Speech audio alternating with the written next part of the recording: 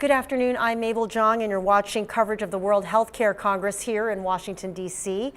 We're looking at day 2 here, and I'm so pleased to have in the studio right now Mary Grealy, who is president of the Healthcare Leadership Council. Mary, it's great to see you again. Nice to be here, thank you. Well, I have on my mind the Medicare Advantage program and wanted to get a report card for that, if you will, on how you think the program is doing, the health of it, and what needs to be done in the future with this program. Great.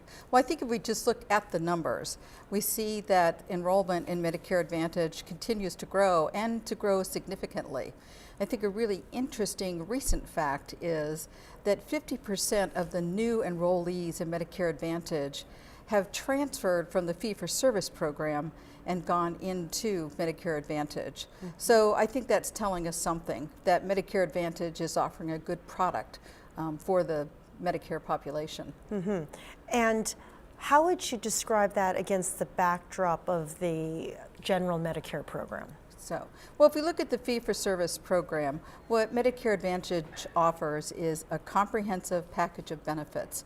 So there are benefits in there that you wouldn't find in the traditional Medicare fee-for-service. Vision benefits, dental benefits, that's an important component. But I think probably the most important component is its coordinated care.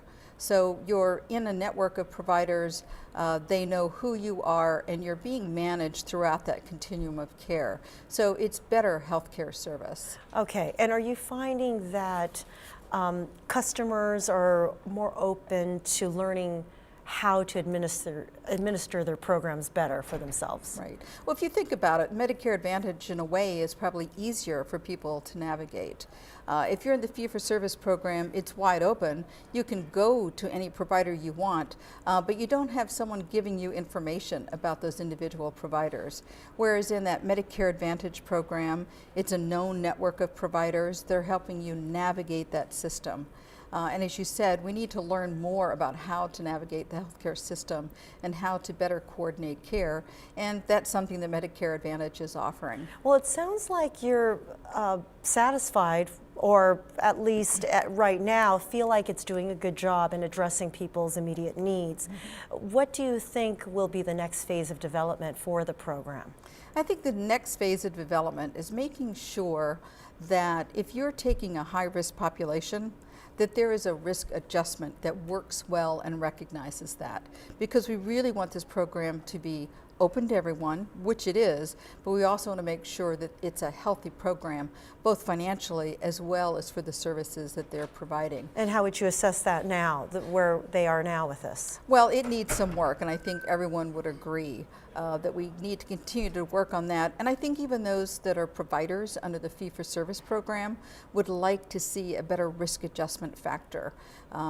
Say in the area of readmissions, where there's now a penalty for hospitals in the fee-for-service program if they have a high rate of readmissions. And what they're saying is, you know, not every Medicare beneficiary is the same in terms of their health status. So they, like the health plans, would also like to see a good, working, accurate risk adjustment. How is the transition to the episodic care equation?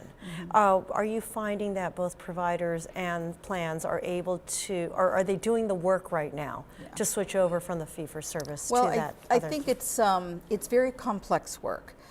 Probably the managed care, well, not probably, for sure, managed care plans have more experience in managing care and managing across the continuum of care.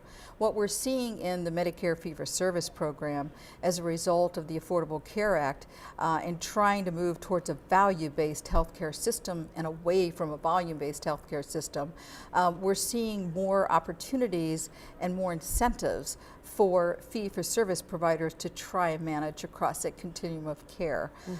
I guess I look at Medicare Advantage and say, the model is already there, let's learn from that. What's the message you want to leave attendees with this year? Well, I think we know that we need to reform the Medicare program. Right now, the per capita expenditures in Medicare program are historically low, but it's per capita. We know we have 10,000 baby boomers per day that are aging into the program. So as low as those per capita expenditures might be, we have a large volume that's coming in that we need to find a way to manage those costs. And I think that is the advantage that Medicare Advantage will offer. It has the right incentives for providing good, efficient care. And so I see the program gradually transitioning more to that model. Okay, Mary Grealy, always a pleasure to see you. Well, thank you. Thank you. And I'm Mabel Jong. Thanks for watching.